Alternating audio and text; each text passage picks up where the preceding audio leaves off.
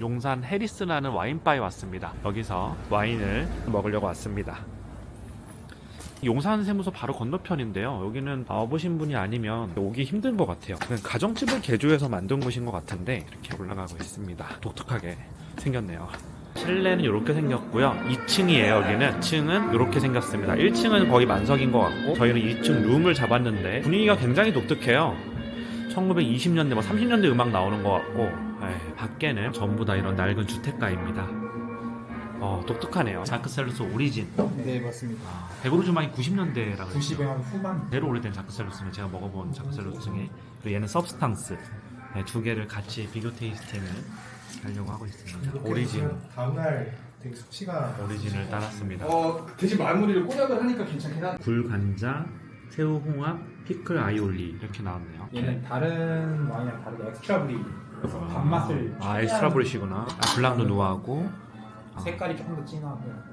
커스타드하고 위에 올라가는 건 단새로 만든 쉐베트인데 저희가 시어코즈를 같이 위주랑 이용해서 위에 올라가는 거는 캐비아 준비했기 때문에 처음에 캐비아를 먼저 드셔보시고 마지막 밑에 커스타드랑 같이 섞어 드시면 추천하겠습니다. 맛있게 드세요. 몽크피쉬 리버라는 자기관리한 생선 파테스로 만들었습니다. 위에 올라가는 레드컨트 만든 젤리, 레드컨트 렐리시예요. 옆에 보시니 브리오시가 정확히 4등분이 나눠집니다.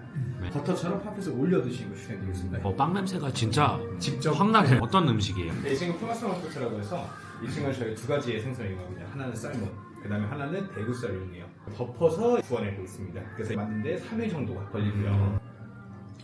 이게 앙리지로 디켄팅해서 디켄팅 한 30분 정도 한 것 같아요. 메시포테이토를 크림 형태로 만들어서 같이 샐러드를 준비했습니다. 같이 어울러서 드시면 이게 추천드립니다. 여기는 어디서? 호주고기라고 해요. 아. 네네. 이게 MBS 6업인데 쉽게 말해서 호주에서는 그라스 피드냐 그레인 피드냐 되게 중요하게 생각해요. 위에 올라가 있는 거는 샬롯 칩이랑 그 다음에 어니언으로 이렇게 준비되었습니다. 그래서 꼬냑을 삶아드기 전에 저희가 사실 16가지의 꼬냑이 있어요. 그날 어떻게 드셨느냐에 따라서 가져오는 게 달라지긴 합니다. 용산 해리스를 다녀왔습니다. 이곳은 가정집을 개조한 캐주얼한 와인 다이닝을 하는 곳인데요. 와인 다이닝님만큼 셰프님이 와인 등 주류에 대한 많은 지식이 있어요. 원래는 테이블당 한 병만 코키지가 되고 저희는 지인분 중 셰프님과 친한 분이 계셔서 4병 코키지를 할 수 있었습니다. 장의 와인 가격은 결코 착하지 않으니 참고하시면 좋을 것 같아요. 용산 해리스 위치는 용산 세무서 앞 이면도로에 위치해 있고요. 낡은 주택을 개조해 만든 곳입니다. 인테리어는 개화기 시대의 낡은 주택을 연상케 하는 독특한 분위기를 자아내는데요. 그러나 난방이 잘 안 돼 먹는 내내 추웠어요. 주차는 저녁 6시 이후 용산 세무서에 무료로 할 수 있다고 합니다. 발렛은 없습니다. 이날 먹은 식사 메뉴는 인당 98,000원으로 상당히 가성비가 좋다 생각합니다. 메뉴들의 구성을 보면 나쁘지 않다라고 생각해요. 마지막에 나온 메인 디시는 호주 소고기를 쓰는데 식감과 육즙 느낌이 좋았습니다. 고기는 꼭 한우일 필요는 없다고 전 생각해요. 용산 해리스는 와 정말 맛있다 하는 임팩트는 솔직히 없어요. 캐주얼하게 와인과 함께 즐기기 좋은 음식이 나오는 곳으로 하이엔드 식당들과 비교하면 안 될 것 같고요. 가격도 인당 10만원이면 배불리 여러 메뉴들을 먹을 수 있는 곳이니까 가성비 좋다라고 생각을 해요. 그러나 의자가 너무 불편했고요. 낡은 주택을 개조해 만들어서 한참 추운 겨울에 난방이 제대로 되지 않아 불편했습니다. 전반적으로 업장의 하드웨어가 이 이상 가격을 받기에는 무리가 있어 보입니다. 개인적으로 가격까지 고려하면 터슐랭 별 3개가 적당하다 생각합니다. 그리고 와인 이야기를 좀 할게요. 이날 자크셀러스 오리진을 포함해서 작셀 3병과 앙리지로 로제를 함께 시음했습니다. 네이버 와인원 카페에 자세히 남겨두었고요. 자크셀러스는 거품이 잔뜩 낀 RM 생산자라 생각을 합니다. 생각해보면 지난 2년간 가격이 너무 비정상적으로 올랐는데 이제 이 가격이면 돈페리뇽 크루 올드 빈티지를 먹는 게 훨씬 좋다라고 전 생각해요. 품질에 있어서 RM 생산자가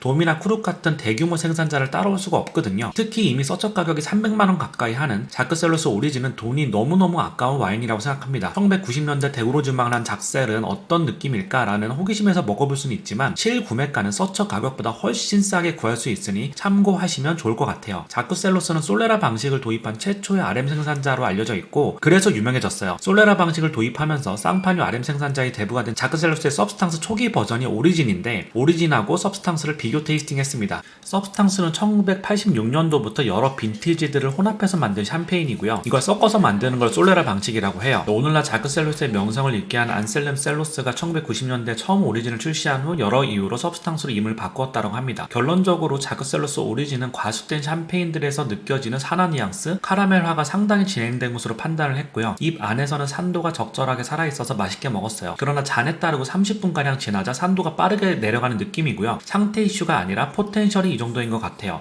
자크셀러스의 와인들이 갑자기 가격이 급등한 이유는 영빈 때도 올빈 같은 뉘앙스가 느껴지기 때문이에요. 솔레라 방식으로 만들기 때문인데요. 그러나 요즘 많은 RM 생산자들이 이런 방식으로 만들어서 대체제가 꽤 있고요. 또한 가격이 급등해서 이 가격이면 그냥 돈페리뇽이나 쿠룩 등 품질 관리가 잘 되는 생산자들의 올빈을 사서 먹을 수 있는 가격이거든요. 굳이 작셀을 먹어야 하느냐는 전 모르겠고 거품이 상당히 많은 와인이라고 생각해요. 원래 생산량이 적을수록 거품도 많이 껴요. 도매상들이 가격을 가지고 장난도 많이 치고요. 자크셀러스 서브스탕스는 샵에서 사면 200만원대 중반 정도고요. 수입사들의 도매 가격이 100만원대 후반으로 알고 있는데 직접 직구를 해서 100만원대 초반이면 통관까지 해서 구입할 수가 있어요. 경험삼아 먹어보는 건 좋지만 200만원대에 구해서 먹을 와인은 결코 전 아니다라고 생각합니다. 사실 100만원대 초반대여도 전 안 먹을 것 같아요. 이 가격대에 대안이 너무 많으니까요.